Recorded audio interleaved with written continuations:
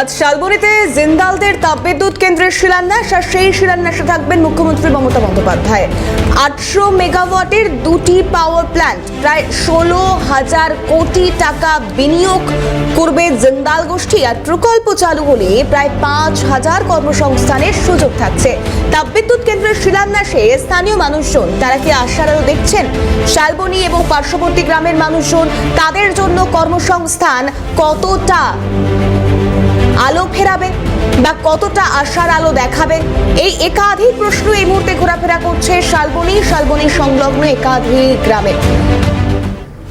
কারণ জিন্দালদের এই তাপবিদ্যুৎ কেন্দ্র এবং 800 মেগাওয়াট করে দুটি পাওয়ার প্ল্যান্ট, প্রায় 16,000 কোটি টাকা বিনিয়োগ করবে যেখানে জিন্দাল গোষ্ঠী। আজ সেই তাপবিদ্যুৎ কেন্দ্রের শিলান্যাস করবেন মুখ্যমন্ত্রী মমতা বন্দ্যোপাধ্যায়। প্রকল্প চালু হলে প্রায় 5,000 কর্মসংস্থানের সুযোগ থাকবে। সেক্ষেত্রে স্থানীয়দের জন্য, শালবনীর মানুষদের জন্য কতটা আশার আলো, কর্মসংস্থানের কতটা সুযোগ থাকছে এই পাওয়ার প্ল্যান্ট নির্মাণ হওয়ার পর, প্রকল্পের কাজ শুরু হওয়ার পর, সেদিকেও আমাদের নজর থাকবে। এই মুহূর্তে শালবনী থেকে সরাসরি আমাদের প্রতিনিধি বিপ্লব চক্রবর্তী আমাদের সঙ্গে রয়েছে। বিপ্লব, এই পাওয়ার প্ল্যান্টের কাজ শুরু হলে, প্রকল্প চালু হলে কর্মসংস্থানের আশা কতটা জোগানো সম্ভব হচ্ছে? শালবনী সংলগ্ন মানুষজনরা তারা কতটা আশার আলো দেখছেন এই কর্মসংস্থান যদি তাদের জন্য খুলে যায়?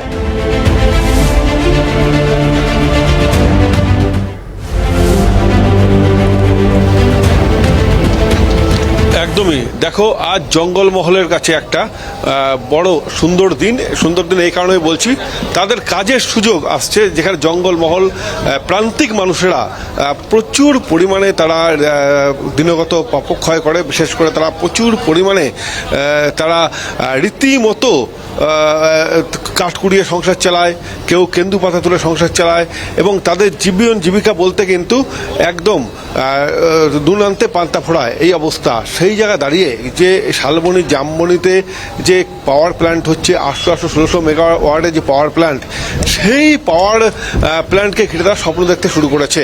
এবং আজ যে শিলান্যাস করবেন মুখ্যমন্ত্রী মমতা বন্দ্যোপাধ্যায়, এবং সেই শিলান্যাসের পরে সূচনা হবে এই পাওয়ার প্ল্যান্টের, এবং 3 বছর কাজ চলবে। তারপরে কিন্তু পুরো দমে এই পাওয়ার প্ল্যান্টের শুরু হয়ে যাবে। এবং তোমাকে একটু আগে যেটা বললাম যে এখানকার মানুষ কিন্তু আশায় বুক বাঁধছে, তারা দিন গুনছে যে তাদের কর্মসংস্থান হবে। শুধু তাদের কর্মসংস্থান না, এই এলাকাকে কেন্দ্র করে কিন্তু একটা বাণিজ্য নগরী গড়ে উঠবে। যেখানে সরকার পক্ষ থেকে বলা হচ্ছে যে 5,000 মানুষের কর্মসংস্থান গড়বে এখানে, অর্থাৎ 5,000 মানুষ কাজের সুযোগ পাবে। এবং পাশাপাশি যে বাণিজ্য নগরী এখানে তৈরি হবে সেখানেও কিন্তু কাজের সুযোগ মিলবে। এবং আমি সেই ছবি দেখাচ্ছি, দেখো যেখানে আর কিছুক্ষণ পরে ভিত্তিপ্রস্তর উন্মোচন হবে, এবং যেখানে মমতা বন্দ্যোপাধ্যায় তিনি শিলান্যাস করবেন। এবং সেই যে মঞ্চ, মূল মঞ্চ তোমাকে দেখাচ্ছি, এক্সক্লুসিভলি আমরাই প্রথম দেখাচ্ছি যে মূল মঞ্চের ছবি। এই প্রথম কিন্তু আমরা দেখাচ্ছি যে মূল মঞ্চের ছবি, যে মঞ্চে একটু পরেই মমতা বন্দ্যোপাধ্যায় তিনি শিলান্যাস করবেন 800-1600 মেগাওয়াটের জিন্দালদের পাওয়ার প্ল্যান্ট, এবং যেখানে বড় কর্মসংস্থান ঘটবে। সেই যে পাওয়ার প্ল্যান্টের মূল মঞ্চ, সেই মূল মঞ্চের ছবি, যেখানে কিছুক্ষণ পরে মুখ্যমন্ত্রী মমতা বন্দ্যোপাধ্যায় শিলান্যাস করবেন। এবং সৌরভ গাঙ্গুলি তিনি আমন্ত্রিত রয়েছেন, অর্থাৎ সৌরভ গাঙ্গুলিও আসতে পারেন। এবং সৌরভ গাঙ্গুলি ছাড়াও বিশেষ যে প্রতিনিধি যারা জিন্দালের এবং বিশিষ্ট মানুষদের উপস্থিতি থাকতে পারে এই মঞ্চে। এবং একটু পরেই, অর্থাৎ দুপুর 2টোর পরেই যে মহাকর্মযজ্ঞ, সেই মহাকর্মযজ্ঞ ঠিক যে যেখানে হবে, সেই যে মূল মঞ্চ, সেই মূল মঞ্চের সামনে একমাত্র সিএন প্রথম কিন্তু সেই ছবিটা দেখাচ্ছে। মূল মঞ্চের প্ল্যান্টের ছবি এবং যেখানে মমতা বন্দ্যোপাধ্যায় শিলান্যাস করবে। এবং এই যে পাওয়ার প্ল্যান্ট, বিশেষ করে তোমাকে বলে রাখি যে বিশ্ব বাণিজ্য সম্মেলন, সেই বিশ্ব বাণিজ্য সম্মেলনে বারবার প্রশ্ন ওঠে যে বিনিয়োগ প্রস্তাব আসে কিন্তু বিনিয়োগ হয় না। এবারে কিন্তু মমতা বন্দ্যোপাধ্যায় সে কথাই বারবার বলছেন যে সজ্জন জিন্দাল তিনি বিনিয়োগ প্রস্তাব যেমন দিয়ে গিয়েছেন, তার পাশাপাশি সেই বিনিয়োগ প্রস্তাব কিন্তু কার্যকর ভূমিকা নিচ্ছে। অর্থাৎ তার এই যে প্রস্তাব কিন্তু কথার কথা না, সেই প্রস্তাব কিন্তু বাস্তবায়ন ঘটতে চলেছে। কিছুদিন আগেই বিশ্ব বাণিজ্য সম্মেলন, সেই সম্মেলন অর্থাৎ শিল্প সামিটে যে বিনিয়োগ প্রস্তাব দিয়ে গেছিলেন সজ্জন জিন্দাল, সেই যে বিনিয়োগ প্রস্তাব কিন্তু বাস্তবায়িত হতে চলেছে। অর্থাৎ 16,000 কোটি টাকার বিনিয়োগ হচ্ছে। সেই 16,000 কোটি টাকার বিনিয়োগে এখানে 3 বছর ধরে গড়ে উঠবে এই 800-1600 মেগাওয়াটের পাওয়ার প্ল্যান্ট। এবং সেই পাওয়ার প্ল্যান্টের ছবি আমাদের ক্যামেরা বক্সে অপূর্ব দেখালো, যেখান থেকে শিলান্যাস হবে। এবং আমি আরও একবার সেই ছবি দেখাতে বলছি যেখান থেকে কিন্তু মমতা বন্দ্যোপাধ্যায় সেই পাওয়ার প্ল্যান্টের শিলান্যাস করবে। এবং ছবি তো আমরাই প্রথম দেখালাম, কিন্তু আরো একটা বিষয় যে উৎসুক মানুষজন, স্থানীয় মানুষজন রয়েছেন যারা সেখানে অপেক্ষা করছেন, তাদের সঙ্গে যদি কথা বলা সম্ভব হয়, অর্থাৎ সেই এলাকার জন্য, স্থানীয় এলাকার মানুষজনদের জন্য এই পাওয়ার প্ল্যান্ট চালু হওয়ার পর তারা কতটা উপকৃত হবেন বলে মনে করছেন?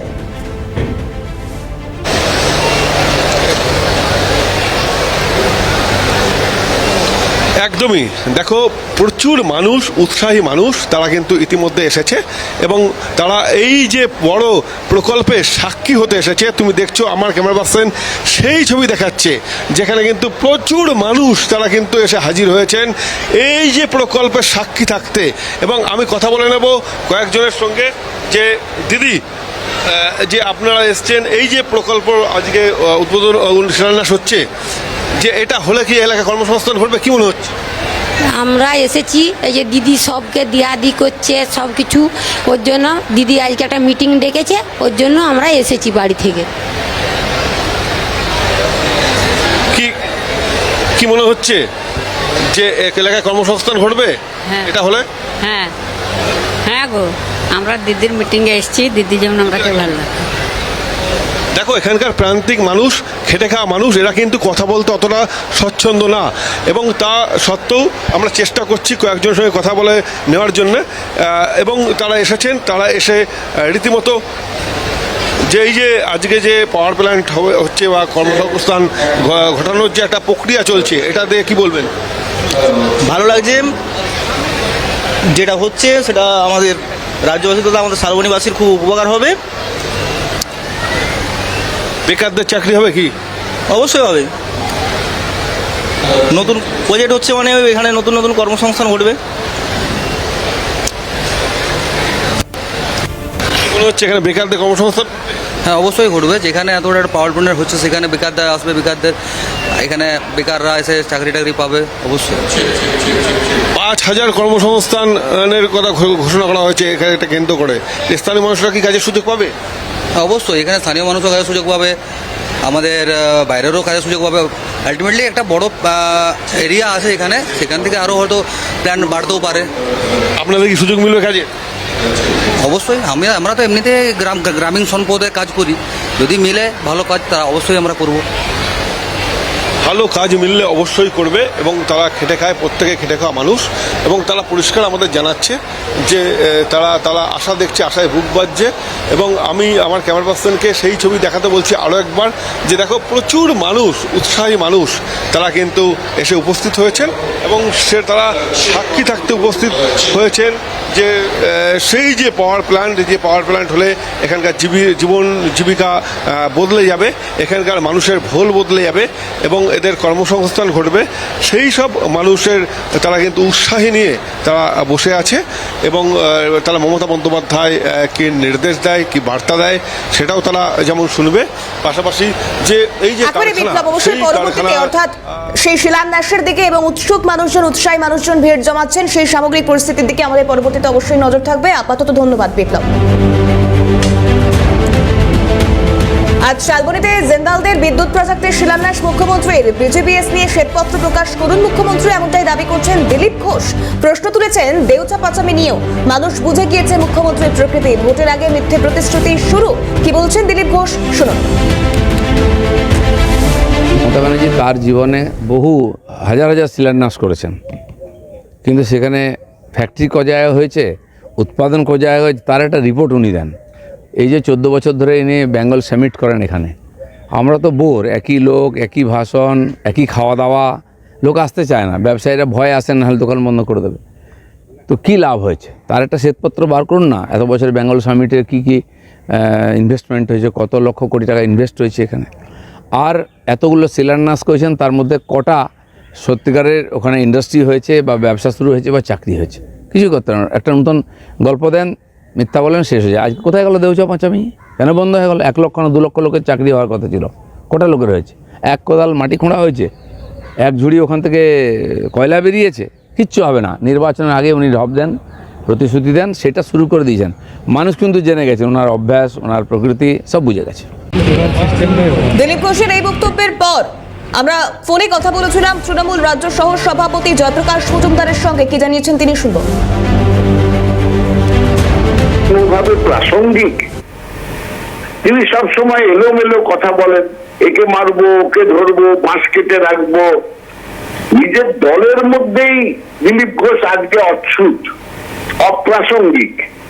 সে আবার বাংলা নিয়ে কথা বলছে, আর তাও আবার উন্নয়নের বাংলাকে তা তুচ্ছ তাচ্ছিল্য করে কটূক্তি করছেন।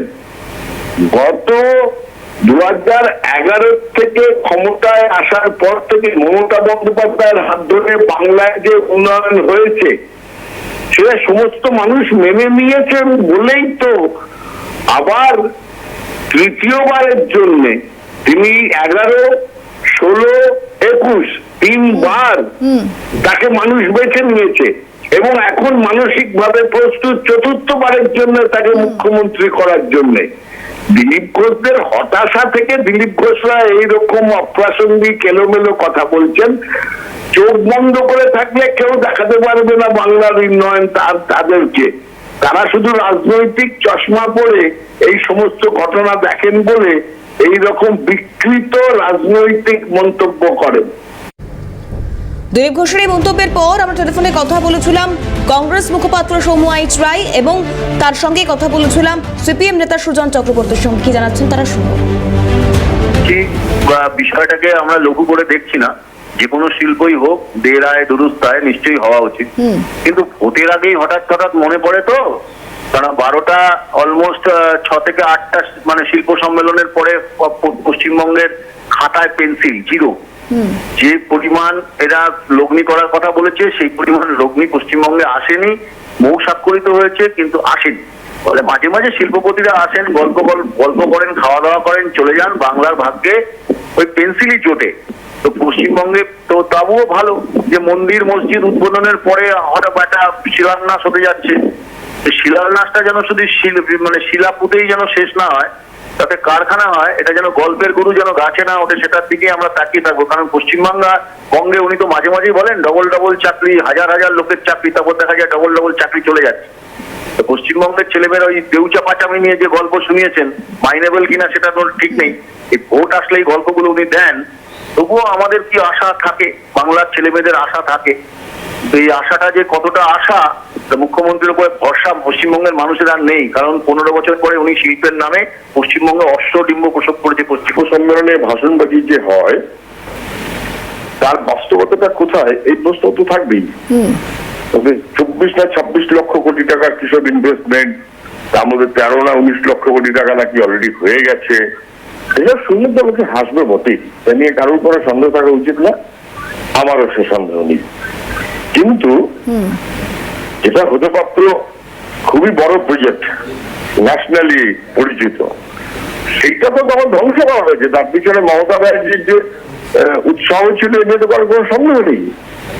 যাই হোক, নাই মামাচ্ছে কানা মামা।